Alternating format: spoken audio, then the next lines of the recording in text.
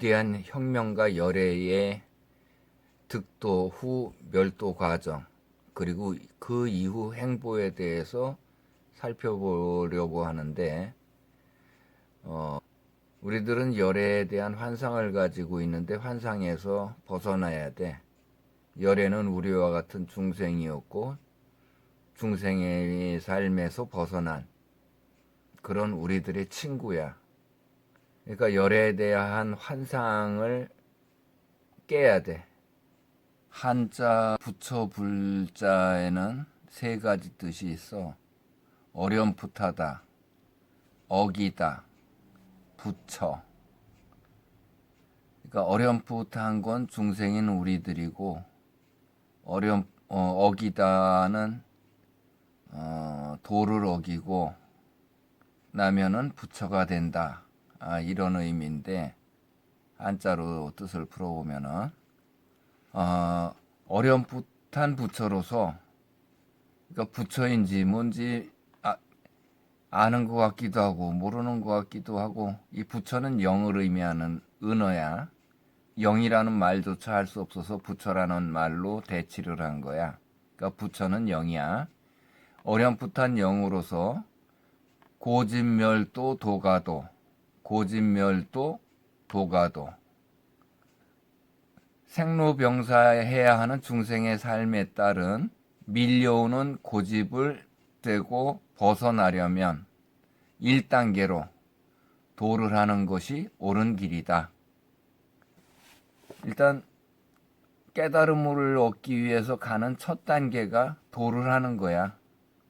그걸 넘고 넘어가야 이제 부처가 되는 건데, 깨달음을 얻은 부처. 고타마 시달타는 35세에 득도한 후에 깨달음을 이루었다고 오해하여서 언자부지, 이건 노자도덕경에서 말하는 거지, 진실을 알지 못한 자로서 중생 제도를 하겠다고 거짓된 쓰레기인 전통 불교를 설법하며 가르쳤다. 그러니까 열애가 득도하고 난 후에 이 신들과 신통 대화하고면서 많은 거를 나름 배웠지.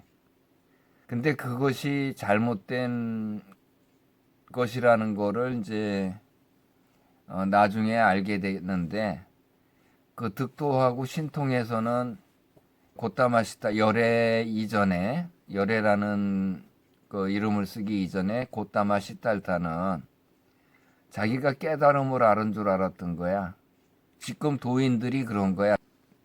신통한 거 가지고 뭐 큰 깨달음이나 얻은 것 마냥 행세들하고 뭐 가르친다고 그러는데, 실제 득도한 도인들에게는 깨달음이 없어. 깨달음을 얻었다고 착각하는 것뿐이지 깨달음이 없어. 근데 득도했다고 그러면 뭐 대단한 걸로 이렇게 받들어 모시고 뭐 쫓아다니고 추종하는데 잘못된 거야. 도를 닦다 보면 결과적으로 이제 신들이 논리에 맞지 않거나 합리적이지 않은 말들을 해주는데,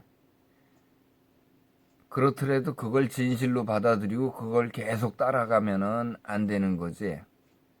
그래서 이제 열애가 결국 이 신들과 대화하고 설법하고 배워서 가르치고 그랬는데, 신뢰가 없어지면서, 그런 신뢰가 없어지면은 도가도의 오를 가자에 뜻들을 넣어서 이제 풀어주는 건데, 어느 정도쯤까지만 도를 하다가 비상도, 늘 하던 대로 도를 하지 아니하고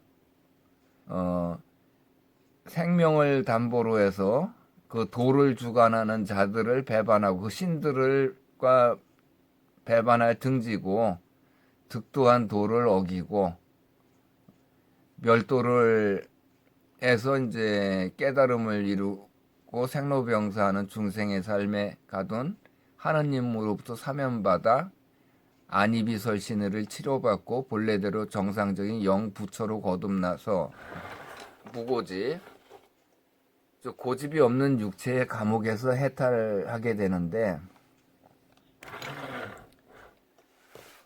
4세에 열애 그 고타마 시달다가 마치 사자가 우글거리는 들판을, 그러니까 이게 이제 수타니 바타에서 여서각 독보행, 사자가 우글거리는 들판을 코뿔소가 뿔 하나를 무기 삼아 목숨을 걸고 홀로 외롭게 걸어가는 코뿔소처럼 겨우 열애가 보이지 않는 신들과 23번이나 대적하여 2년간 돌을 깨뜨려 없애면서 깨달음으로 가는 2단계로 나아갔다. 그래서 결국 열애가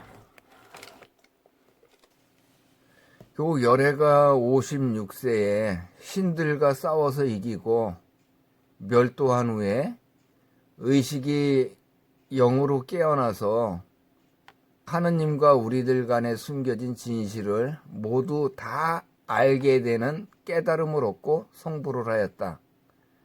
그 모든 비밀을 알게 되니까 이제 결국 하느님이 더 이상 이 죄수의 삶에 가두어둘 수가 없어서 풀어주기로 했는데, 하느님에게 사면을 청구한 후에 2년 후인 58세에 사면 심사를 받으며 알게 된 비밀에 대해서, 그러니까 너희들한테 숨기고 있는 비밀들에 대해서 너희들에게 함구할 것을 조건으로 사면받았다. 결국 사면을 받고 나서 이제 무안이비설신의 상태가 치료를 받고 정상적인 안이비설신의 상태에 영이 된 거야. 그러니까 우리는 지금 무안이비설신의 상태이고 열애는 정상적인 영으로 돌아간 거야. 육체가 있든 없든 관계가 없는 상태. 육체에 들어오고 나가고를 마음대로 할 수 있는 상태. 그러니까 감옥인 육체에서 벗어난 상태. 우리는 감옥에 갇혀 있는 상태. 지자불언. 결국 진실을 다 알게 됐잖아. 진실을 아는 자로서 열애는 잘못 가르친 전통 불교에 대해서조차 잘못되었음을 너희들한테 이야기를 해줘야 되는데, 득도한 시절에 가르쳤던 건 이 잘못된 허구, 진실이 아니다라고 알려줘야 되는데, 결국 멸도를 했기 때문에 모든 진실을 알게 되었잖아. 그러면 잘못된 건 잘못된 걸로 말을 해줘야 되는데 그 말을 할 수가 없었어. 하나님의 감시와, 그러니까 열애를 풀어준 게 하나님이잖아. 우리를 중생의 삶에 가둔 것도 하나님이고 결국 열애를 중생의 삶에서 풀어준 것도 하나님이야. 그러니까 하나님이 감시와 겁박으로 인하여 나는 아무 말도 하지 않았다. 즉, 나 열애는 너희들에게 진실을 밝혀줘야 함에도 아무 말도 하지 않았다. 열애가 후계자를 지정하지 않은 이유는 제자들에게 깨달음이 없었다. 득도한 후 열애가 설한 전통 불교가 잘못되었음을 돌려서 멸도하기 이전에 많은 말들은 거짓된 것으로, 그랬음에도 나는 아무 말도 하지 않았다 라고 말함으로써 가르친 것을 부인했어. 그러니까 열애가 득도에서 가르친 인도의 그 불경은 진실이 아니었음을 돌려서 말한 거야. 근데 너희들 누구도 알아듣지 못한 거지. 그래서 말법시에 이르면은 쓰레기장에서 꽃이 피듯이 거짓된 전통 불교에 숨겨진 진실이 드러나고 너희들의 의식이 영부처로 깨어나면 전통 불교는 쇠퇴하게 되는 거야. 이게 말법시인 거야. 말법시에 이르면은 불교가 쇠퇴한다고 돼 있잖아. 전통 불교가 잘못된 거기 때문에 폐기되는 거지. 그래서 어차피 이 진실을 너희들한테 가르쳐 줄 수 없을 바에는 열애가 크게 맘먹고 역으로 이 전통 불교에 너희들의 의식이 갇히게 됐으니까 그걸 디딤돌로 이용하여서 우리들이 공동 창조주였던 태초의 무국 상태로 되돌리는 하느님을 쳐내는 무국대도인 혁명의 길을 가자라고 마음먹게 됐어. 결국 열애가의 3차 무국대도의 성공을 위해서 전통 불교의 너희의 의식을 가두고 하느님에겐 신임을 얻고 하느님하고는 절친이 된 거야. 전륜성왕 옥황상제 하느님하고는. 하느님과 가까이 하면은 아무래도 하느님의 상황을 잘 알 수 있기 때문에 하느님과 가까이 하면서 하느님 턱 밑에서 결국 칼을 들이미는 꼴이 되는 거지. 그래서 하느님하고 친해지게 된 거야. 그러니까 하느님은 전통 불교의 너희들을 의식을 가두었기 때문에 너희들이 영으로 깨어나는 거를 두려워하는 하느님이었기 때문에 불교에 너희들이 갇히게 된 그런 상황을 하느님은 좋아하는 거지. 그러니까 하느님은 종교가 많아질수록 좋아해. 종교가 많아지면 너희들끼리 서로 싸우고 중심을 못 잡고 헤매잖아. 그래서 그런 상황을 하느님은 좋아한다고. 그래서 하느님은 단 한 번도 우리들을 돕거나 챙겨준 적이 없어. 오히려 우리들의 언어마저 흩어서 힘들게만 했어. 그래서 열애 불교와 불경, 도수행에 몰입하면은 깨달음을 얻지 못해. 그래서 열애가 자등명, 법등명이라고 그랬잖아. 열애를 등불 삼아 너희 스스로 깨달음을 얻어라. 열애의 불교, 도수행하거나 열애의 불경이나 이런 것에 빠져들지 말고 너희 스스로 깨달음을 얻으라는 거야.